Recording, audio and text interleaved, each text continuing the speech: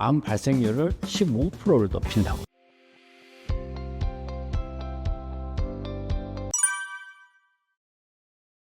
우리가 요즘에 술을 보면은 예전에는 남자들이 주로 많이 마셨는데 요즘에는 우리 여성분들도 술을 상당히 많이 마시는 것 같고 또 젊은 층에서 술을 상당히 많이 마셔요. 그런데 건강적인 측면에서 볼 때는 우리 여성분들이 어떤 그 알코올로 인해서 문제가 될 수 있을 만한 병 중에 하나가 유방암이에요. 유방암에서는 제가 논문을 이렇게 찾아보니까 뭐라고 되어 있냐면 한 잔의 술도 여성에게는 유방암에 영향을 줄 수 있다. 뭐 이런 정도로까지 표현이 되어 있어요. 유방암에 그러면 이제 그 영향을 주는 게 알코올이 여성 호르몬을 높이는 효과가 있어요. 그래서 에스트로겐을 상승시키는 그런 효과가 있고 그 알코올이 분해가 되면서 나오는 아세틸 알데하이드라는 성분이 있거든요. 이게 우리 세포 안에서 DNA나 RNA 이런 유전자들을 변이를 일으켜 가지고 암을 만드는 데 영향을.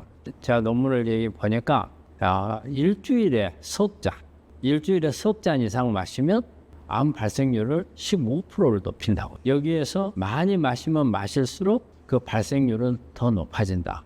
우리 유방암을 걱정하는 분들, 특히 가족력이 있는 분들은 특히 더 조심을 해야 돼요. 그 다른 암에도 알코올은 좋은 영향을 줄 수는 없어요. 왜냐하면 아세틸 알데하이드라는 물질 자체가 발암 물질이거든요. 그래서 우리 알코올은 그 1급 발암 물질로 등록이 돼 있어요. 그런데 특히 우리가 이제 알코올이 유방암을 가지고 언급을 하는 이유는 호르몬을 증가시킬 수가 있고 또 그리고 장에서 엽산이라는 것은 엽산 속에 있는 메틸기가 우리 유전자를 이렇게 안정시켜주는 스위치 역할을 해요. 그런데 엽산이 흡수가 잘 돼야 되는데 알코올이 엽산 흡수를 차단을 시켜요. 그러니까 여러 가지 요인이 있죠. 그래서 이게 호르몬을 높이는 것 때문에 특히 유방암을 타겟으로 할 수가 있다는 거죠.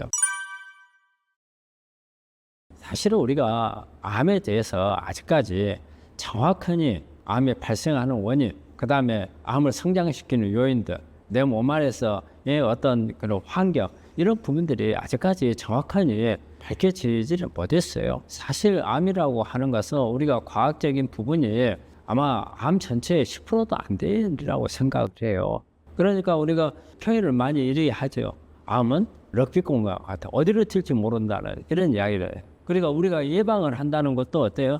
여러 가지 방법들이 한 가지가 아니잖아요. 수많은 방법들이 있고 그 다음에 암을 예방하는 방법들을 다 하다 보면은 아무것도 하지도 못하고 아무것도 먹지 못한단 말 이런 말들을 하잖아요. 그만큼 어려운 거기 때문에 사실은 술 안 마셔도 암에 걸릴 수 있고 나 술을 마셔도 암에 안 걸릴 수 이런 누구는 맨날 술만 마시는데 안 걸리더라. 누구는 한 잔도 못 하는데 걸리더라. 이런 경우 있는데 그거는 우리가 아직까지 다 파악을 못하는 부분이고 단지 우리가 그럴 가능성이 높은 부분이니까 예방을 하는 차원에서 우리가 알고 있는 과학적인 근거 하에서 그런 부분들을 조심해야 된다는 말이죠.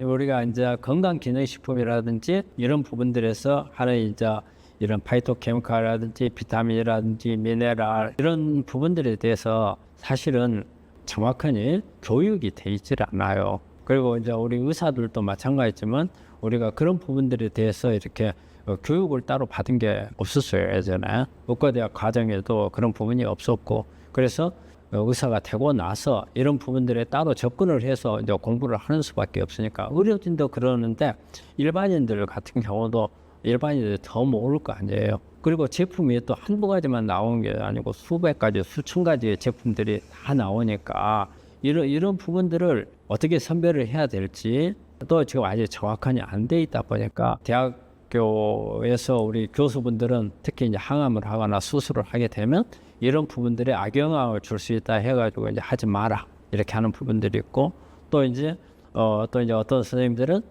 오히려 이런 부분들에서 도움이 돼 이런 것들은 도움이 될 수 있는 것들이 있다. 근데 이게 하는 의료진들마다 의견이 다르고 또 이렇게 이런 그 기능식품을 취급하는 데 있어서도 그런 이제 기준이 모호하고 다르다 보니까 사실은 혼동에 빠지기가 쉬운데 제 생각은 그래요. 나쁘진 않다.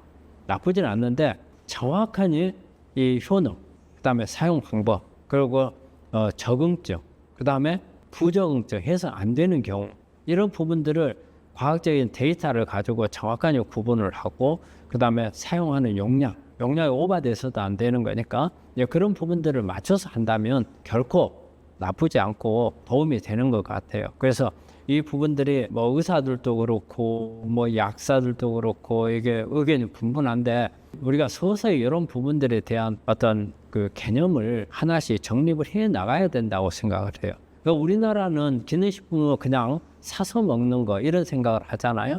미국이나 이런 데 가면은 이 기능식품 중에서 사서 먹는 기능식품이 있고 의사의 처방이 있어야 되는 기능식품이 있어요.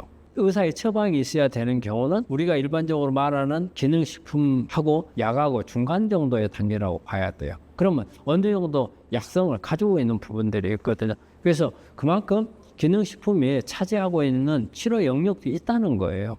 그런데 우리나라에서는 일단 이게 판매하는 상품성으로만 이렇게 돼 있기 때문에 그 부분에 대해서 잘 인정을 하지 않고 오히려 거부하고 하는데, 이 부분에 대해서 외국에서는 전부 다 이 부분에 대해서 인정을 하고, 또 제가 그 이번에 유럽을 이렇게 갔다 오니까 우리나라에서 쓰지 않는 이런 파이토케미칼들을 이용한 주사제 같은 것도 많이 나와 있어요. 먹는 약, 기능식품뿐이 아니고. 그래서 이런 부분들에 대한 효능은 있다. 이런 부분들을 잘 가려서 옥석을 가려가지고 하면 되는 거지, 무조건 아니야, 하지 마라, 또 무조건 해, 이거는 아니라고 봐요. 그래서 앞으로 이 부분에 대한 집중적인 연구도 좀 필요하고, 또 우리 의사들이 공부를 좀 많이 해가지고 환자들은 모르잖아요. 우리가 환자들한테 선택해 줄 수 있는 그런 우리가 능력도 기르는 것도 중요하다고 생각합니다.